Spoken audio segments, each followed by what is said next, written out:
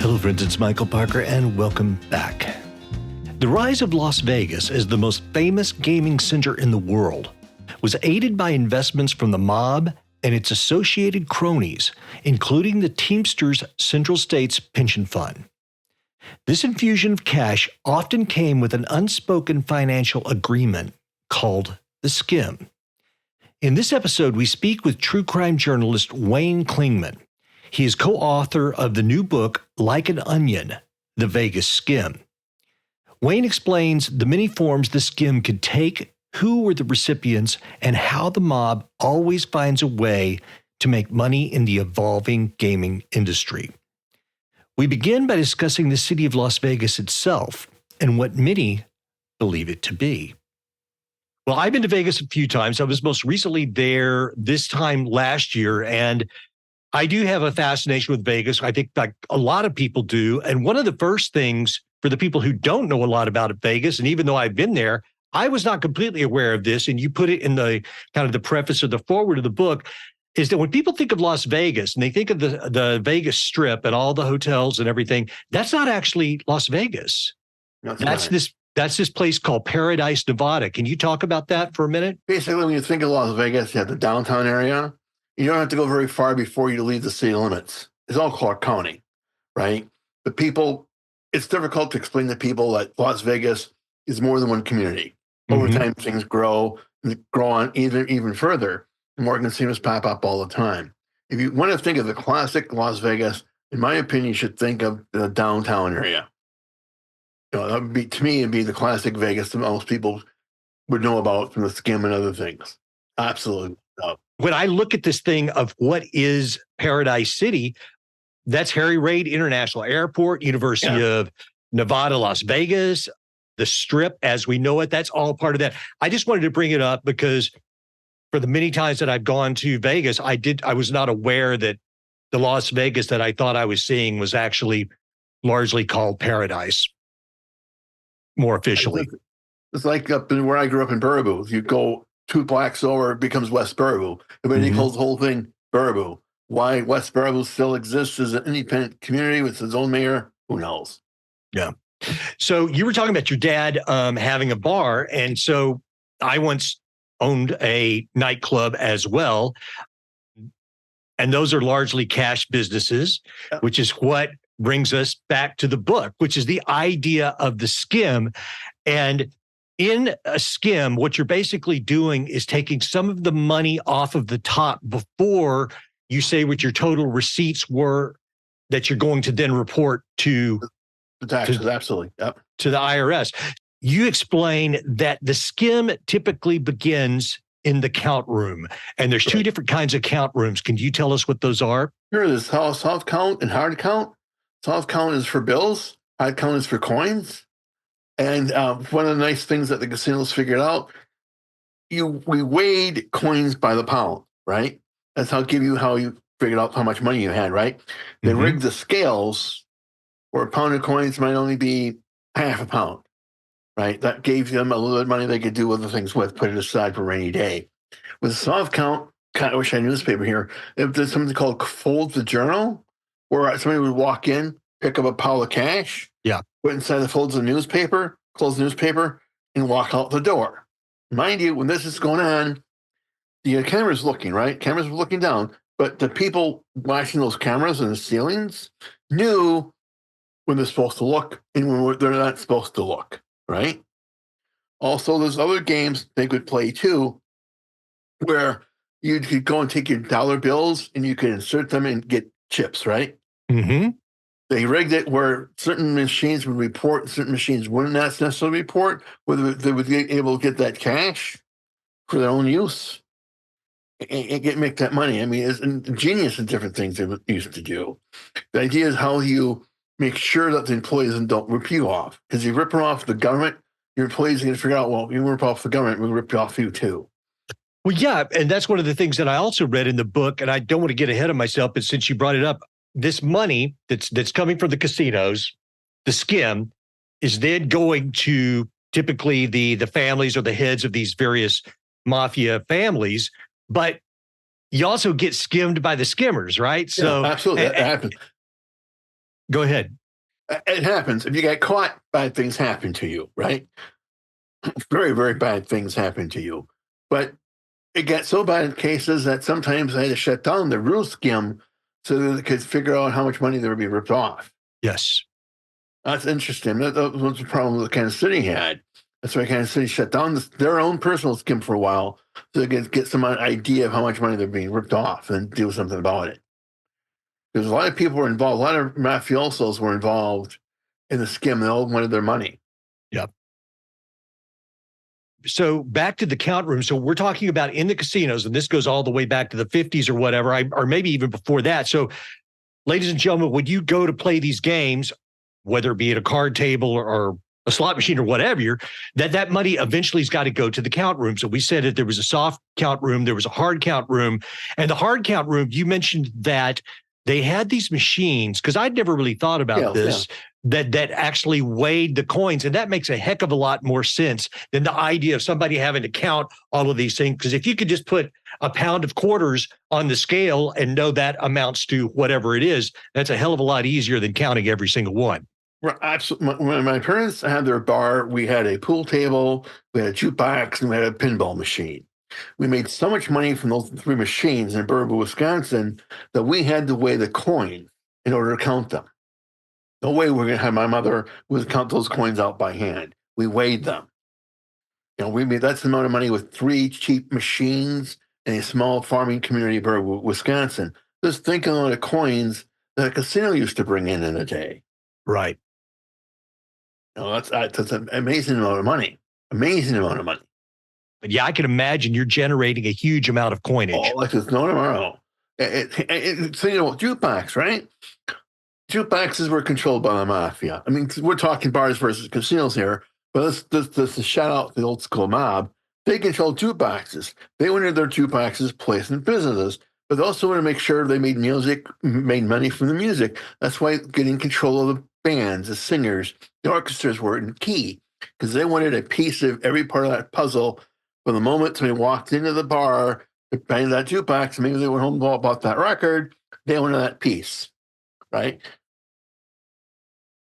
It's incredible because the mafia, or whatever we want to call it these days, and I've heard it pointed out on some of your other interviews, that like, well, look, okay, are you talking about the Russian mafia now, the Armenians, the Lebanese, the Mexicans, or whatever you want? But back in the day, when it was the mafia that we think of, which is more culturally Italian, but they had their hands in everything. And you mentioned the music. I didn't even think about the whole thing with the jukeboxes, but I do remember coming up, people would say, oh yeah, the mob has the jukeboxes too. And I used to think that was a weird thing. And now living in Hollywood, I have friends who are involved in documentaries on various things. And you're right, back in the day, probably still now, the music business was largely... Oh, it's huge. It's huge. The mob, I mean, they supposedly killed Bobby Fuller, right?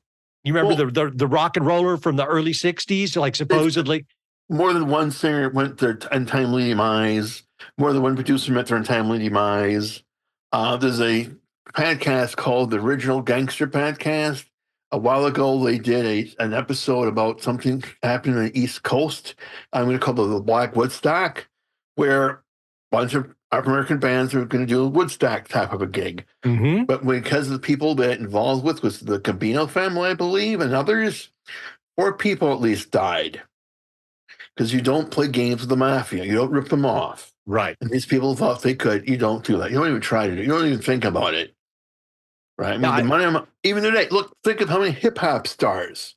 Think of how many stars of hip-hop mean untimely demises. Think of the number of hip-hop producers who are in prison. Now, some of them serving life.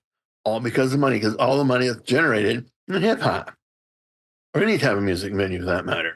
Right. And then you have a place like Vegas with showrooms. You want your connected singers to come to these showrooms, because one, they'll fill them, right? People will come to hear them at Vegas, but also will go home and buy those records. Because it's not stupid people. The mafia thinks long and hard about how the best way to make money. It's always a continuous stream. It never ends.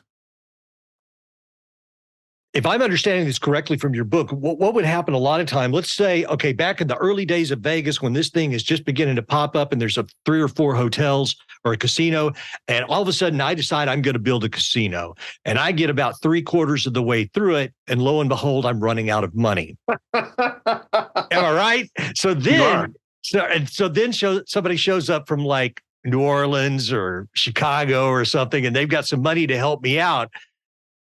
And if I'm understanding correctly, if I take their assistance, that's kind of what kicks off the skim, because basically it's like, are they just essentially getting a royalty on my my casino forever? In a nutshell, yes. But what would typically happen is, let's take Alan Glick, right? Alan Glick was a businessman from California. He was a developer, rather wealthy. But he decided this was going to go to Vegas and get some casinos, right? Mm-hmm. He needed money because it's not cheap. So somehow, don't know how, he got to meet my guy, Frank Barasuri, out of Milwaukee, who then introduced him to the Teamsters. And a loan was generated. Now, mind you, in getting that loan, a banker was involved, a banker from Las Vegas, a Mormon banker, right?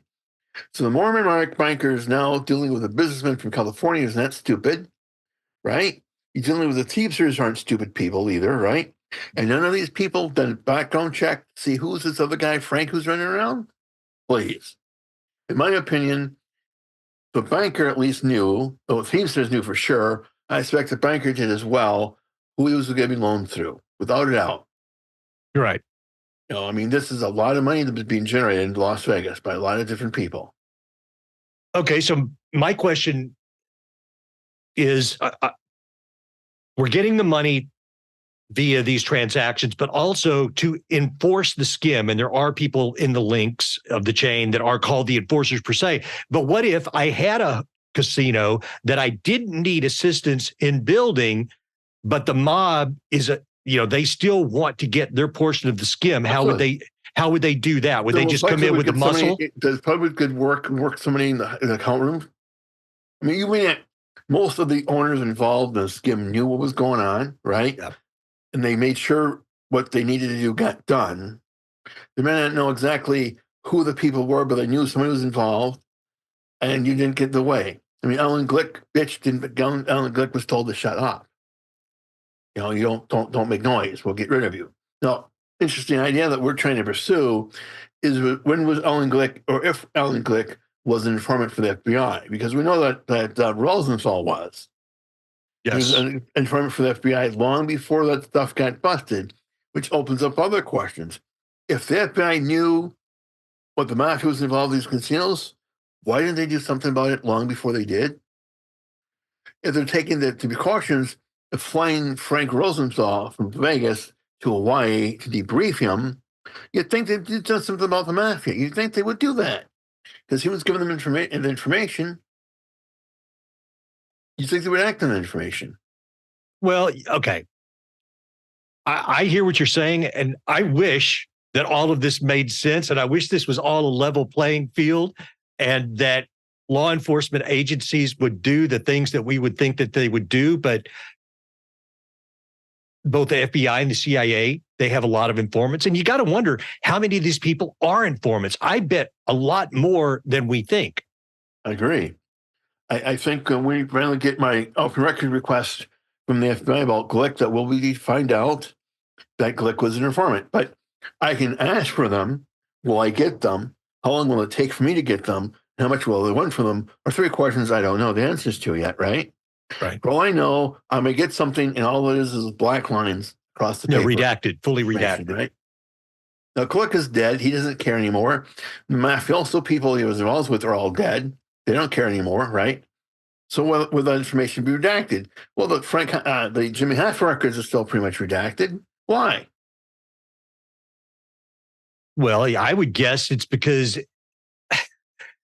the government knowingly is going along with some of this because they're getting something out of it. They allow it to go on. It's basically like when we allow these people overseas in various countries, they're with us until we don't need them anymore, and then we polish them off. So It's like, I think it's the same thing in the underworld. We turn away from whatever is occurring as long as it helps us in some other way. And then as soon as the expiration date hits on that particular person, be it an enforcer or anywhere on the line, then we make sure that somebody takes them out. Right. We don't need them. And if we were to be able to get all of those records unredacted, then it would show the foreknowledge that perhaps the FBI or the CIA or local law enforcement had in the full depth of the goings-ons of these people that they were supposedly investigating. Look at Howard Hughes, right? Howard Hughes bought the casinos are basically owned by the mafia. Before he bought the casinos, it's my understanding that none of the Teamster loans were being paid. He buys the casinos. First thing he does is he pays back the loans. Now, who's made money? Teamsters made money. They get the money back plus their interest back. They're whole. The workers are whole. They get money in their pension fund now. Howard Hughes is making money. He doesn't need to skim. Oh, maybe he does. We'll look at that point in a minute.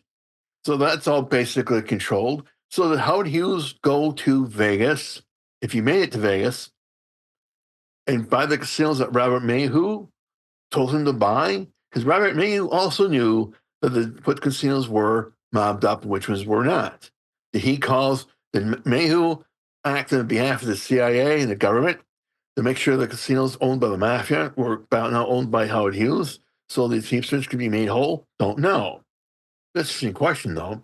Next question we're looking for trying to get answers to, and in a further volume of the book, is a further edition of the book, I should say, was Howard Hughes alive at the time he was in Vegas?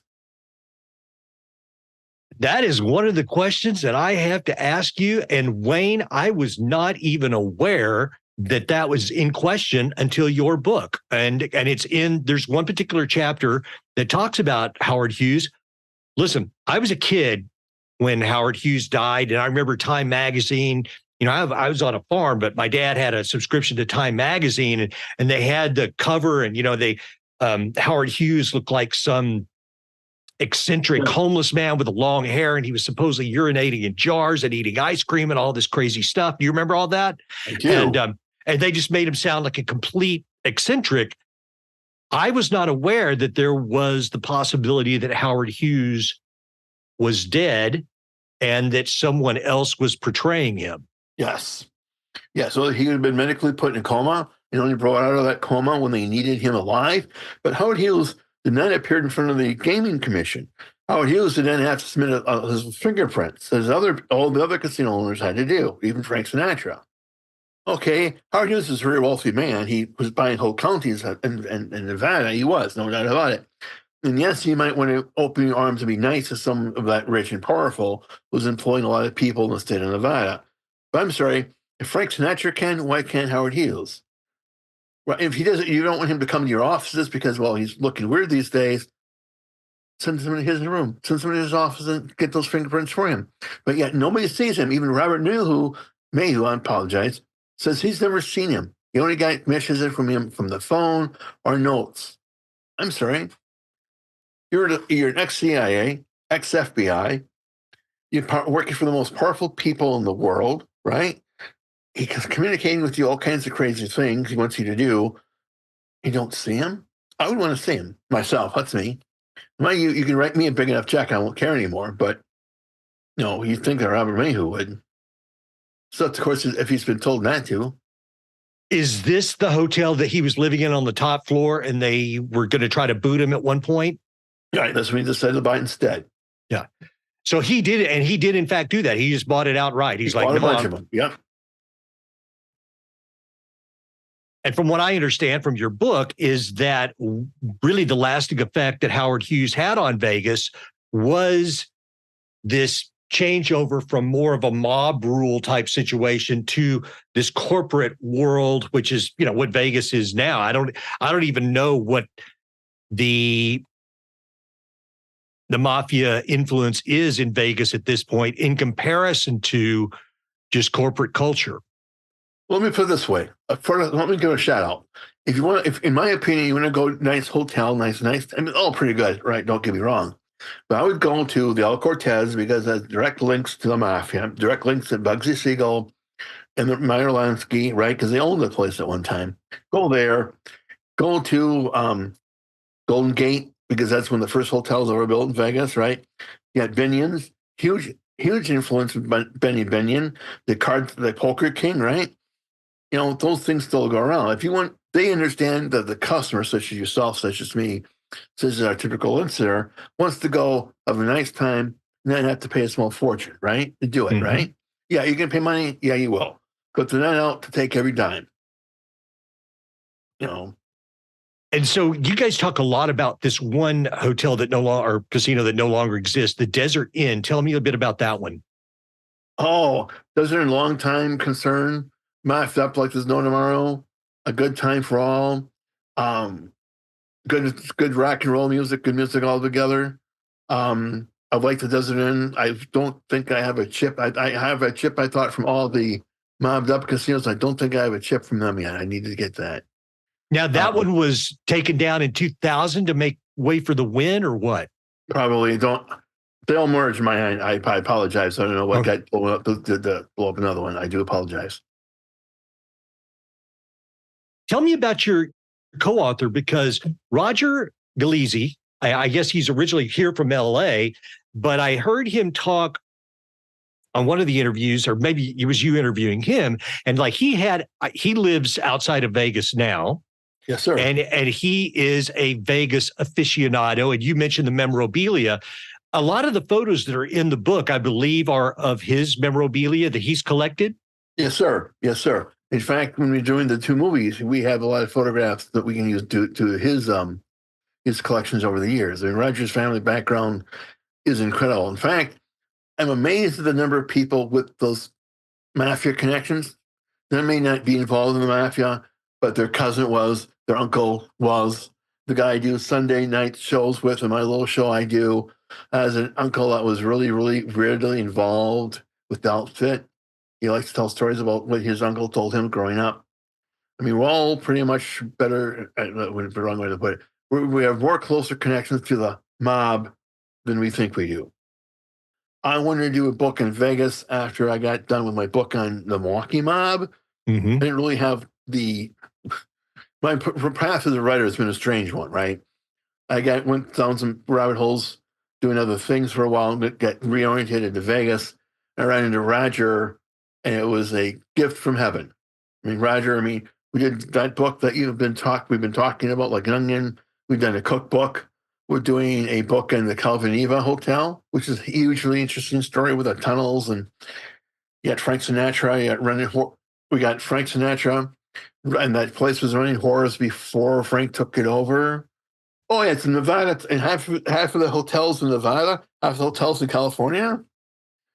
Frank Sinatra bought it back in the day. He owned it for a few years before he got in trouble with the FBI and the Gaming Commission, because they had Sam Giancana show up, and it's not supposed to even be in Vegas, but yet he is in Nevada. Yet he is gambling. Yet he has fights with people. Mm-hmm. Yet we have movie stars coming and going. Yes, we have these helicopters that perhaps Marilyn Monroe was flying in on to meet Bobby Kennedy. We know that she was there. We know that Bobby Kennedy, when he stayed at JFK, when he stayed at Peter Lawford's house, was only a short airplane or helicopter trip away. We also know that there are tunnels going from cabin to cabin. So if JFK was here and Marilyn Monroe was here, and when you knew that Marilyn was here, how easy it would be for her to take a tunnel to see JFK? It'd be real easy. It's interesting because when we talk about tunnels, because I live in LA, and there's often talk about, there's tunnels under the Playboy Mansion. There's tunnels under the Getty Center. I don't know if there is or not, but when I hear this about these places that you're discussing and you're saying they're there, well, they're there. Trust me, they're there. Yeah. They're there. Now, after they refurbish, that's being refurbished and try to reopen it, they may take them down, which would be a shame, because the tunnels were carpeted, they had lighting. We shouldn't think, when we say tunnels, we shouldn't think of the Great Escape type tunnels, or the tunnels in Sonic 13 from Hogan's Hills. We should think of more underground passages. They're carpeted, well lit, air conditioned. Yeah. Corridors. Hallways. Always, right. Underground, because they don't want to make sure that the stars doing whatever the weird things were doing wasn't seen. Because why would you want that? If some Giancarlo who shouldn't be there is there, and he wants to do naughty things with Marilyn Monroe, you don't want that to be known. I'm not saying that happened. I mean, he was busy with his own movie stars, singer. Yeah. Well, speaking of Hollywood and movie stars and this things, another thing that I learned from your book was that there was this thing called the Mickey Mouse Mafia, which was the mafia of Los Angeles. Yes. And this person, Jack Dragna, I guess was the baby. Yeah. So he was the head of this. And I'm trying to, was it Rosselli? Was Rosselli, Handsome Johnny. And he was kind of the, what's the word I'm looking for? Consigliere or something? Because he came out to LA. Is that right? He came out to LA probably in the 30s and 40s. I mean, Johnny Rosselli, he was part of the Skim. He was part of Vegas. He was part of the Skim, CIA. He worked with the Cuban guerrillas. He was connected to the Cuban mafia. A big player in Hollywood. Helped the 20th century Columbia Pictures get money. He had lots of flings with different movie stars. He was married to a movie star at one time. Johnny Rosselli knew where the bodies were because he put a lot of them there. So he was an enforcer in Vegas for part of the time, but it seems like he was all over. But back to the LA thing, it seems like from your book, it almost sounds like he had more power than this Dragna character. He did have more power than John. I mean, you can get in a fight easily in Facebook when you say that Johnny Rosselli had more power than Jack Dragna, but that's true. Johnny Rosselli was much more powerful than any homegrown LA mafia. Now, speaking of that, we'll let you be the first to know. We discovered a bunch of papers written by one of the last leaders of the LA mafia to his brother newspaper reporters. We're getting copies from them from a library in California. We don't know what these papers have to say, but we believe they'll be really interesting to read. Wait a minute. Okay, I want to make sure I understand this. You're coming across some documentation between. We came across documents. We found documents and located in a California library. These documents were from Cohen, the last raiding mafia guy from Los Angeles. The letters he wrote to his brother and to a newspaper reporter when he himself was in prison. We've ordered these papers, haven't gotten here yet. We don't know what they have to say. We suspect that they will give light to something. We don't know what yet.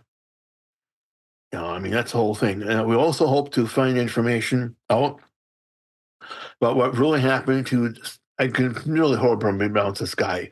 The guy that Lana Turner's daughters killed, I can't think of his name offhand, Samantino, whatever. Okay. The story is that Lana Turner had a daughter, they had a fight and the daughter found out they had a fight and she stabbed the boyfriend to death, right? Yeah. That's the story. Gotcha. Okay. Right. We think there's a little bit more to that story. We think there's a lot more to that. Back to Dragna and this Mickey Mouse Mafia, why were they less influential and powerful than the other cities and the families that ran those? Was it just because LA was kind of late coming around, or why did they not have the influence that the other families did? I think because they're more laid back. I mean, they did things, they were laid back. I mean, why bother? Why push it? We don't have to. I mean, you had Hollywood. I mean, and again, you had the outfit heavily involved in Hollywood, right? Yes. The outfit was heavily involved in Hollywood. You had to move them out of the way. They weren't going to move, right? You try to move Handsome Johnny. He's going to call up his friends. They're going to move you, right? And when you say the outfit, you're talking about Chicago mob? Outfit. Yep.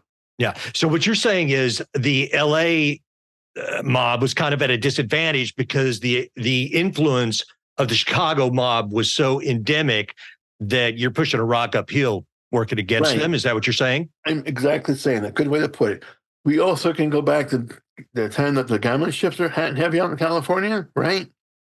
The gambling ships were pushed away, right? The Supreme Court Judge Warren, when he was the Attorney General, got those ships shut down, right? There was very little pushback, if any, from the mob to make that go away. When they probably could have done something about that. But why fight when you don't have to? We'll do something else now. Have a nice day. Well, what ended up happening with the Dragna mob family? Has it become something else, or no? It died off. Members, they didn't recruit members. They didn't make members. Someone went to jail. Someone simply died. The grandson of Dragna is I think he's in the Air Force still, Air Force Reserve.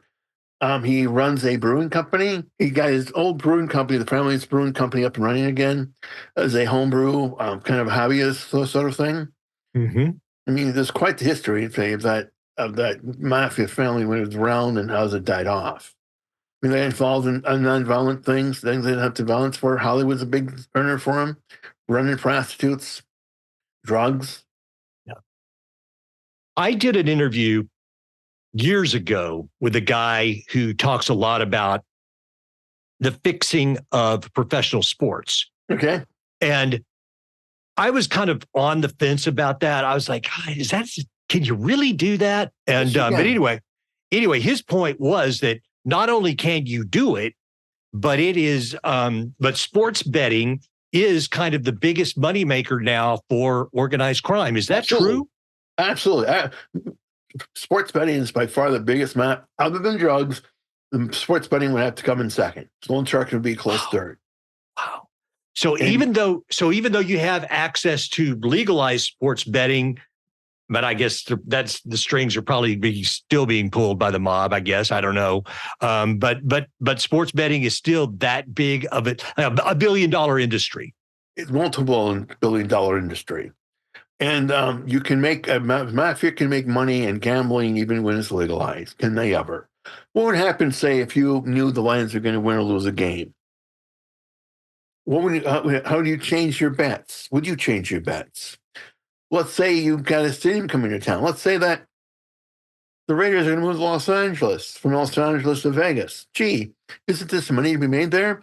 What happens to Vegas is the A's decide to move from Oakland to Los Angeles.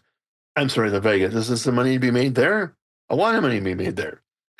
So what happens if you know, because you have ins with NFL leadership, that the team that they're going to love this year, who's the team that Taylor Swift follows the quarterback around? Oh, Kansas City. I think she's involved with the guy from Kansas City, supposedly, right? Let's say the NFL at the end of the day wants the Chiefs to be in the Super Bowl. And you knew that, right? How much money? No, it seems. I mean, listen. I think I'm tracking with what I'm a huge NFL fan. I grew up in Texas. I mean, football's like religion, so I'm a huge Cowboys fan. But it's like, I feel you. I hear you. I get it. A book. Can I recommend a book to you, sir? Please. It's called The Fix Is In. He wrote another, The Fix Is In. The second one would be The Fix Is Still In. He does a lot of stuff in podcasting too. He does a great song and dance about that. Yeah, and I think that we'll see some scandals coming up with the sports betting soon. I think more and more players are being indicted. Will be caught betting when they're not supposed to. They'll be using proxies. I think within my lifetime, we'll find out some more games have been fixed over the years in the past and times to come. I think we're only touching the tip of the iceberg, but there's so much money. When you think that a state like New York will make over take in $2 billion worth of betting, $2 billion, right? And the state's going to make over, I think, $100 million in taxes at the end of the day. That's a good reason not to play too close of attention, because you don't want to kill that golden calf. You don't care. I mean, but people are going to bet. Even if I suspect if you knew that if people knew the game could be fixed, I think people would bet that game anyway. Yes. Yeah. I mean, well, some people are never going to believe it's fixed. There's some people are going to think it's all fixed. There's some people are never going to believe it's fixed. And and then the urge to bet, I think you're right. It's like, even if I know it's fixed, well, I don't know necessarily which way it's fixed. And by God, I want to bet anyway. Proof that I'm mathematically an idiot. A lottery ticket, right? Mm-hmm. I buy a lottery ticket every so often when it gets over $100 million. Why? Sure. Because I'm going to be that guy that wins. The odds tell me walking that door, I'm going to lose. Right. It'd be better taking that dollar bill, mailing it to the governor. Right. And we know that our chances of winning anything are small, but we do it because we enjoy it. Yeah, I mean, that's fine. Bet in the games. If you like to bet in the games, by all means, be in control. Yeah. In my opinion, try to be in control. Yeah. I mean, things I looked into doing was poker staking that lasted 20, and I set myself a small budget. When I get through that budget, I'm done, right? Because if I'm not making that money back, I'm wasting it. I get better things to do with my money. Yeah. So, Well, back to the skim thing, because as Vegas, and I'm guessing most gambling cities have evolved away from what it once was to this more corporatized type of a situation. I'm guessing that skims still exist, yes, I would say. but probably just not to the extent that it used to. In different forms, too. Like, different forms. And like, because that's stupid. They know the head of the game. And if it comes to the mafia making money, if one venue becomes harder to do, they're going to find another one. In my opinion, would be labor contracting and the unions. I mean, the unions has always been a big money maker. interesting. Yeah. No-show jobs, which is another good way. Or back that got Bugsy Siegel in a lot of trouble is you take material. Bugsy Siegel was in a serious trouble with federal government. It was going to be because at the time he built the Flamingo, you can get a lot of material because GIs went homes, right? Yeah. And they're taking Dimbick's exception if they can't get their home built because Bugsy Siegel was building a casino, right? Bugsy Siegel figured out ways who to bribe, get that material anyway. I suspect one of the reasons why he was killed is he was going to be indicted for that. Now, many people, such as myself, I don't care if he's building a casino. I don't care if he's doing these other things that I'm not meant to be going there. I'll be pretty pissed off if I can't buy my home because I spent 4 years in Foxholes in Germany, right? So he could build a casino. That would piss me off. That might change who I'm going to vote for. That would get him in serious trouble. And perhaps enough serious trouble to get him killed. Yeah, I can see that. Yeah. Well, I can't ask you about Vegas without also, this isn't in your book, of course, because it's a different time period, but that terrible massacre that happened in Vegas several years ago. Do you have thoughts on that? When I was working with Jim on his show, of course, we did a deep dive on it. And I've heard everything from everybody. I've heard the wildest to the most mundane. But what's your thoughts on the Las Vegas shooting? First of all, let me thank you and Jim for doing that deep dive, because you gave a lot of information out there. You had people that knew what they're talking about there. You had people with the right information to talk about that people were concerned. I don't know what happened. Me either. I do know that some things needed to occur to make sure it doesn't happen again, because if it can happen again, somebody will make it happen again. Yes. We see when the shooter yesterday, the response of the local police enforcement did not play. The SWAT teams were in vehicles then. I mean, boom, it happened. The cops were sent out. SWAT teams were sent out. They had the situation under control in minutes. For the people who don't know what Wayne's talking about, yesterday at UNLV, a man killed, I believe, 4 people, and it seems like he was a educator from a different college, and he just showed up on the campus. He didn't get the gig or something, and Yeah, no, nobody. I don't know if the cops had any contact with him previously or not, or what was going on. I also understand that the shooting would have been continuous, would have happened more before it was put down, because he ran into an armed civilian. I'm not sure in that aspect. I heard a little bit about that. I'm not sure how that might actually turned out. But at least I know now that Vegas is doing everything it possibly can do to control a situation, which can be unimaginably horrific. If there's something they can do about it, they will. Yeah. And ladies and gentlemen, what I was talking about earlier, I used to produce a show called Hidden Truth with Jim Breslow. And yes, I think we did like 37 to 40 episodes on the Las Vegas shooting. But Jim's feeling at the very end of it was that he believed that the official story was what happened. Now, one thing I'll say about that, because I've talked to a lot of people like, Parker, that can't be, come on, you got all these other things. But one thing I would ask you about, and this is plausible to me, Stephen Paddock supposedly had access, what's the word I'm looking for? The elevators that the staff could use, which seems crazy to me, but apparently he had access to those elevators, and it was through those elevators that he took all of those guns upstairs. So that's one thing that, while it seems wild to me, if you're telling me, in fact, the man had access to them, I guess, you could take up one or two or three at a time. To me, what I like to know is you had armed officers outside his door that waited. I'm not a trained policeman. I don't go what they go through. I don't, so I'm speculating. To me, I'm a fat old man in my 60s. I've had a long life.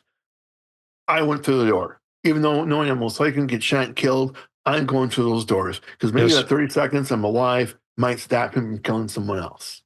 Yes. I agree with you. And, at some point, I think I'll have to address that on this show because there's still a lot of questions and there's a lot of people who just absolutely can't believe the official story. And I understand why. So, I don't know what happened. I don't know what happened. To me, one thing I've learned in the last couple of years is how many times I've been lying to. Like, people shouldn't be lying. 100%.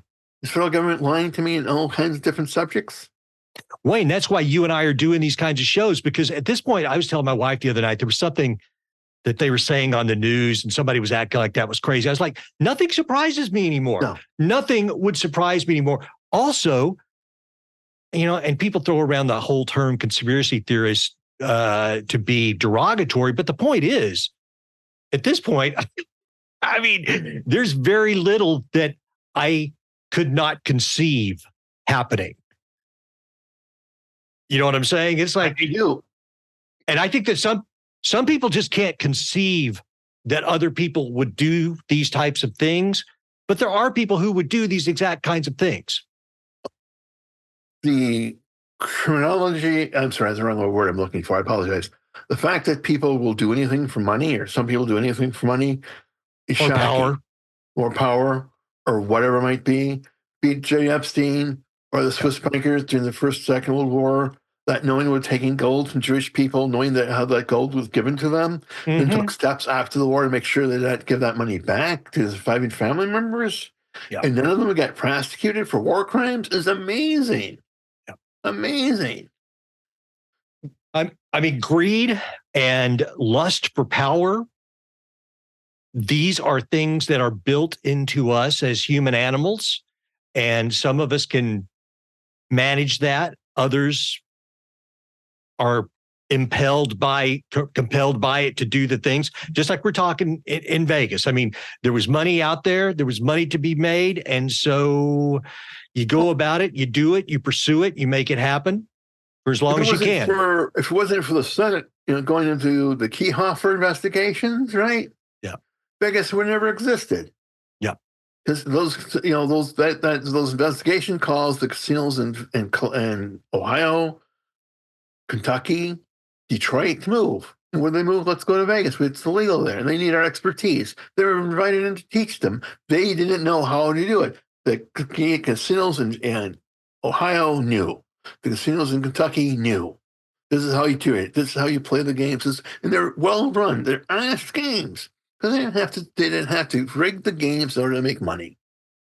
Thank you to Wayne Clingman for joining us today, and you can find his books, including Like an Onion, The Vegas Skim, on Amazon. If you enjoyed this episode, please subscribe to the podcast and share it with your friends and families. Give us a like, a rating, and a review while you're at it. I'd appreciate it greatly. I have multiple Christmas-related episodes coming in the next 2 weeks, so stay tuned, and until next time, keep your heart and your mind open. Peace.